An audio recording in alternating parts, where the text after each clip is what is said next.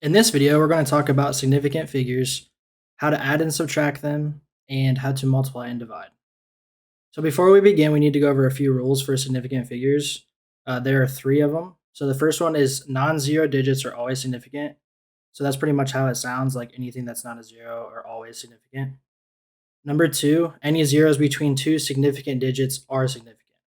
So any zeros that are in between, like it states, significant digits are significant. The third rule is a final zero or trailing zeros in the decimal portion only are significant. So for example, 0.500 or 0.632000, the zeros are significant because they're trailing and they're in the decimal portion. 0.006 or 0.00968, the zeros are not significant. The reason those are not significant is because those aren't trailing, those are before, even though they're after the decimal point, they are in the beginning and not the end. So next we're going to go over a few practice problems, just the general ones. So for all these, how many significant figures do the following numbers have? So for the first one, we have 956. We don't have to worry about any zeros on this one because clearly there's no zeros.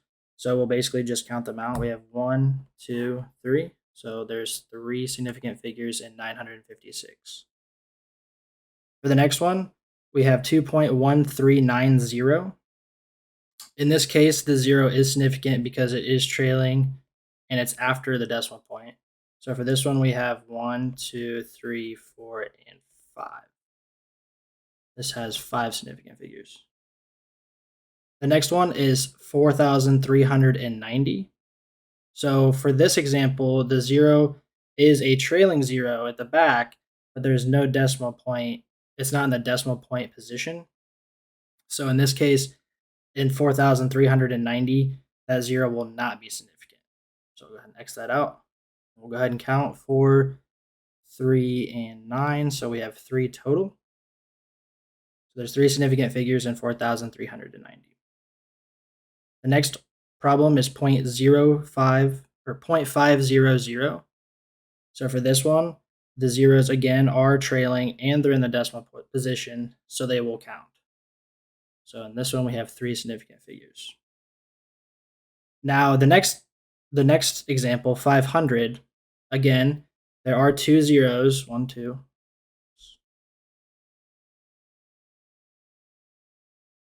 There are 2 zeros, and they're not in the decimal position. So therefore, like the last one, we will not count those. So for 500, there are only 1 significant figures. The next one, 5.9 times 10 to the 4th. There's a couple ways you can do there's a few different ways you can figure out the significant figures when they're in scientific notation. The first one is you can go ahead and just write it out. So this would be 5, 9, and then the 4 spots. So 1, 2, 3, 4. So there'll be 3, 0. So it's really 59,000. So you could count and see that the zeros are not in the decimal position, so they will not count. Or you can look at just this section right here, and we have a 5.9.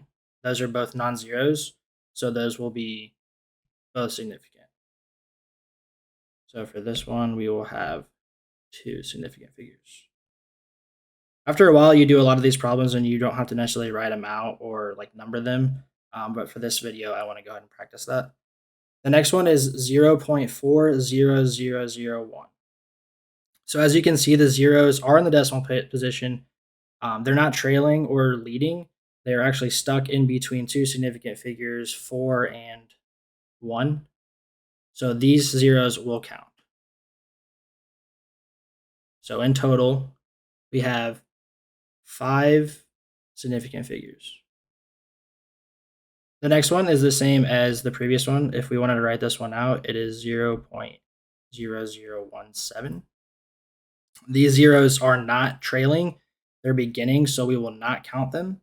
And like I said before in the last scientific notation one, you can write it out like this, or you can just look right here and see that there are 2 significant figures, so this one will have 2. The next one is similar to the 500, but this one is now 650.0. Now the 0 is not this 0 right here is not it's technically a trailing, but it's not stuck in between any significant figures. However, since there is a decimal point right here, we will count both these zeros as significant figures. So for 650.0, we have 4 significant figures.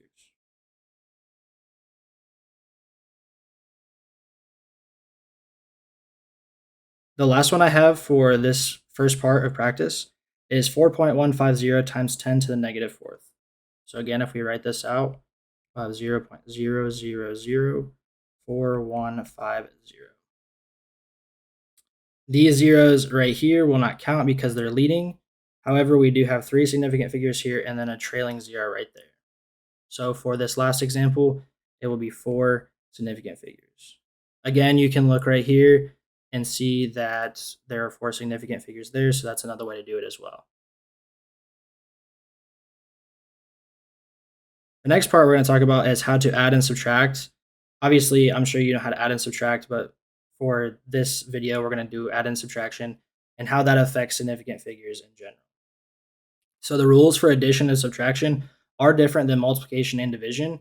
These are just additional rules to follow when you're adding and subtracting. So the first rule is count the number of significant figures in the decimal portion only of each number in the problem. The second one is add or subtract in the normal fashion. And then the third rule is your final answer may have no more significant figures to the right of the decimal than the least number of significant figures in any other number or any number in the problem. That sounds like a lot and it's kind of a tongue twister there. However, you'll see in these next examples, it's actually pretty easy to follow. So the first rule says to count the number of significant figures in the decimal portion only. I don't do it that way. However, if you want to do it that way, that's totally fine. So what we'll start out doing first is before we add or subtract or anything like that, we'll go ahead and count the significant figures in each number that we're adding. So for the first one, 12.5849 is going to have 1, 2, 3, 4, 5, 6 significant figures. And 2.4 obviously has 2 sig figs. So we'll go ahead and add these up. And the total you'll get, if you add them up and keep all your numbers, is 14.9849. Now we're not finished yet, even though we added them up. We need to go ahead and follow rule number 3, and it says the final answer may have no more significant figures to the right of the decimal than the least number of significant figures in any number. So for this one, our smallest one is 2.4, or the number that has the least amount of significant figures in this example is 2.4. Now 2.4 has 1 spot after a decimal. So we will go ahead and round our answer to 1 decimal point or 1 decimal spot. So for this example, this will actually round up to 15.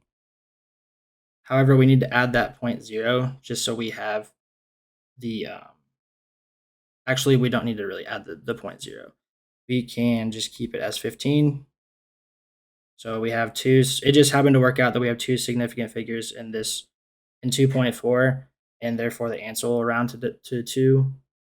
Actually, we do need that 0.0, sorry, because we need to keep that 1 decimal place. So a lot of you might be confused and think, all right, well, it's 14.9. That also works too. But if you round it up, I mean, it's fairly close to 15. So I believe that either one of these are acceptable because you just have the one decimal place right there. So the next one we're subtracting. So these are going to be the same rules, obviously, as the add and subtract, the addition one we did before. So 432.5 milliliters minus 24.3984 milliliters. So if we go ahead and do this math, we will get 408.1016. Now this, the smallest number or the least amount of significant figures after the decimal point for both of these numbers is this would be the smallest one because there's only one spot in the decimal place. This one has 4, so obviously that's going to be more. We want to keep it down to the lowest. So this will actually round to 408.1. That will be your final answer. Because we have one decimal place right here, one decimal place there. There's nothing here to round this one up, so we'll just leave it as 1. The next few problems, we're going to do multiplication and division. However, with the addition and subtraction, there are a few more rules.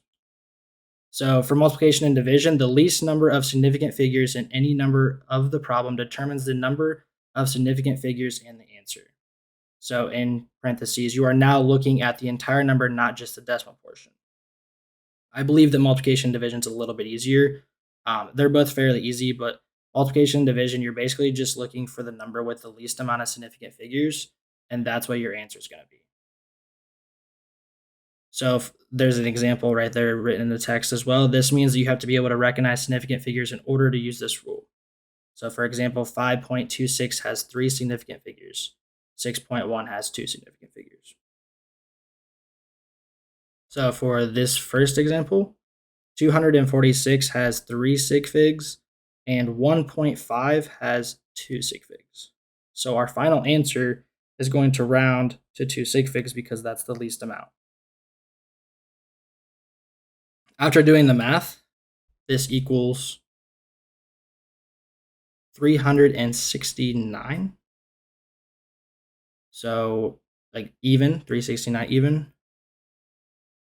So we will round this to 2 significant figures, which would be 3.7. Now we're going to write this in scientific notation so we can get it down to 2 significant figures. If we were getting it down to just 3 significant figures, then we could leave it as 369. However, since we have to get it down to 2 significant figures, we need to write this in scientific notation. So this will be 3.7 times 10 to the second. We cannot leave it 3.69 times 10 to the second because that's 3 significant figures and not 2. So 3.7 times 10 to the second will be our answer. And for the last problem for this video, we're going to do this is a division problem. So same rules as the multiplication. 974.59 meters squared divided by 14.2 meters. So the reason this is in meters squared and this is in meters is so when you divide it out, you'll end up with meters. It's important to pay attention to your units if you have units on your numbers, but that's for a different video as far as the units go. The general rule of thumb for units, just make sure you always have them. So 974.59 divided by 14.2 equals 68.63309. There's some more digits after that. However, I'm just going to leave it to 5 decimal places because according to the rules, 14.2 is our smallest one with 3 sig figs. The first one has 5, so we're obviously going to go with 3. So not looking at the decimal places like we did with adding and subtracting, we're just paying attention to the significant figures for multiplication and division. So this number right here was what your calculator will spit out, and we run that to 3 digits. That will be 68.6 meters. There we go. So yeah, and if this 3 was larger, 5 or greater, then this number would round up obviously to 68.7. If they wanted to know this in 2 sig figs, because sometimes these rules that I'm discussing now are just the general like significant figure rules that you should always follow. But let's just say, for instance, they asked us this last question and then they said round it to 2 significant figures. So if they wanted us to round it to only 2, even though that there's 3 right here, they're asking us to round it down to 2, then of course, then we would the answer would be 69. The 6 would round up. So that's all I have for this video. Thank you for watching. If you have any questions, go ahead and drop a comment. I plan on doing a few more videos, maybe on significant figures with additional practice. But yeah, if this video helped you, please like and subscribe, and I'll see you in the next one. Peace.